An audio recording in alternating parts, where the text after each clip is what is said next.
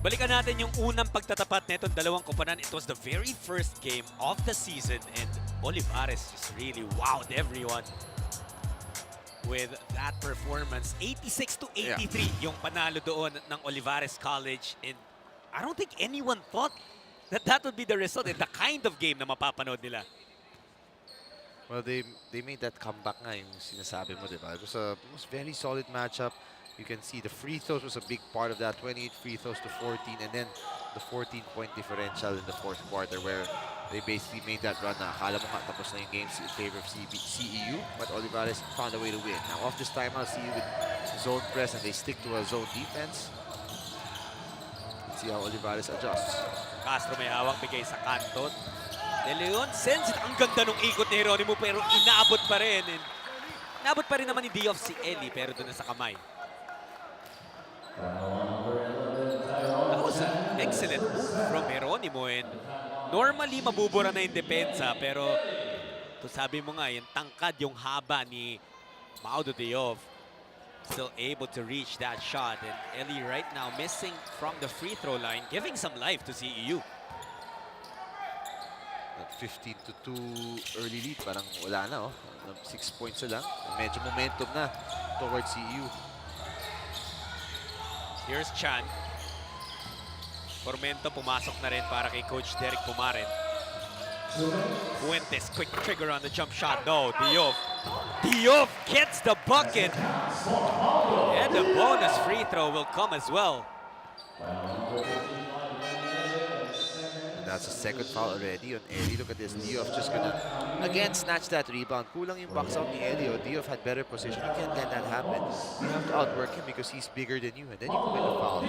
Panglimang rebound na yan ni Dioff. A good thing for them now, they have Chris Lalata, who, as you mentioned, had a really great game. Especially nung first meeting, diba? Siya yung parang bumuhat talaga nung laro na yun. And since then, medyo quiet, but he will get his chance again today. Imagine in that first game, Lalata had 31 points. And if I counted correctly, mga 5 beses siyang nagkaroon ng foul-counted layups, and he was just really unstoppable. I was really thinking that he was going to be the star of the squad, but apparently, it was just a breakout game. Perhaps he can have one here again, but tried to get too physical sa pagdepensa kay Dioff, kaya matatawagan ng foul agad. And that's why Coach Derek has been really working the refs very early in the game. He's been telling them that our guys are being bumped. Those forearms, those little stuff to get position, and now the refs have called it a bit more. So now the onus is on Olivares na sila dapat ang mag-adjust naman sa tawagan ngayon. Pero with regards to sila Lalata rin, ang lalim kasi ng roster rin ng Olivares. They use so many big men. Minsan si Pegaso center, minsan third big man na siya off the bench. Wala pa nga si Urduba ngayon dito, diba, who got hurt. If you were there, that's another big man. That's also a big loss for them kasi he's a physical guy who can rebound. So they have a deep rotation, kaya yung minutes na hindi rin naman gano'ng karami. Here's Lalata, set back by Dioff. Oh, and they call a foul on who? On Lalata again, I believe. What? Oh, I don't think that was a foul this time. I actually thought it was Chan who bumped him there, fighting for that ball. And that is gonna be his second foul in only half a minute of play, Charles. Yeah, I don't think he did that. Even Coach Mike's like, what? Parang siya yung binangga ni Chan eh. Kaya nga nagre-reklamo ngayon, naghahanap ng paliwanag. Ito si Coach Mike sa gigit. And that's a huge blow. We already mentioned wala na nga si Urduba for them. Si Urduba, malaking kawalan, yeah. He got hurt kasi sa shoulder niya. Well, the last time I covered their game against TIP. There's a lane violation.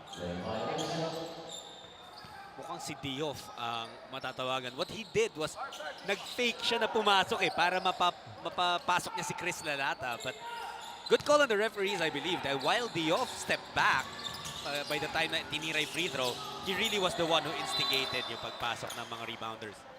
Good deflection there for CEU. Ball will remain with Olivares. 17 seconds sa kanilang shot clock. Olivares has weathered this storm. Kanina, 10-point lead na para sa Olivares. CEU rather has weathered the storm.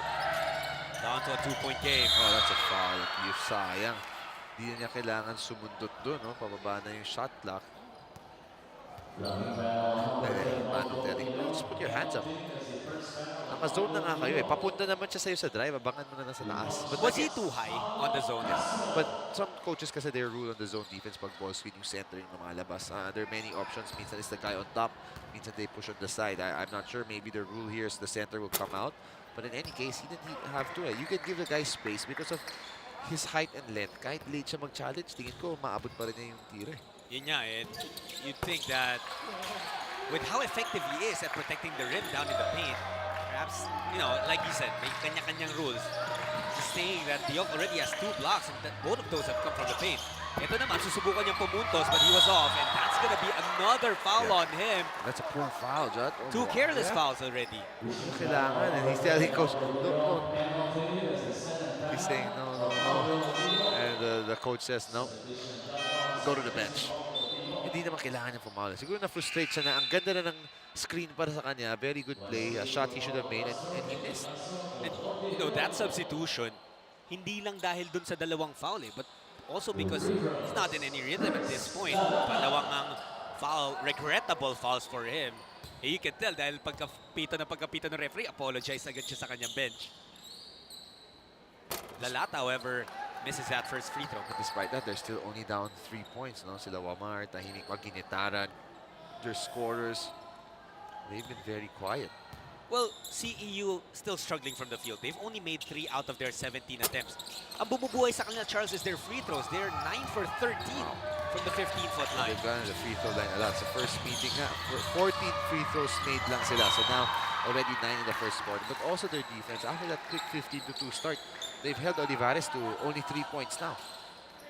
However, Caballero tried to be a bit too fancy doon sa kanyang pasa papunta kay Formento. Ended up as a turnover.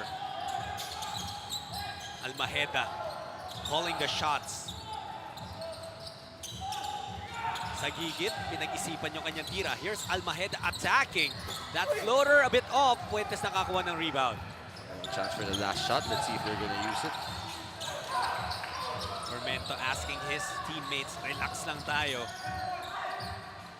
Ball with Caballero. That's the guy who they want handling that rock. Pick provided by Chan. Here's Chan. A good look on the three. Hindi nag-rotate. Si Sagigit sa kanya, the best shooter. And that's what Almajeda is asking of him. You gotta go rotate to that guy. Know the personnel. A good shot there. And after all the struggles of CEU to open this game up, they were 0 for 12 sa kanilang mga unang tira. They end the first period with this 3-pointer from Chan to tie the game up at 18 apiece. What an exciting start to this ball game. Everything we expected. At marami pa po kaming ihandog sa aming pagbabalik.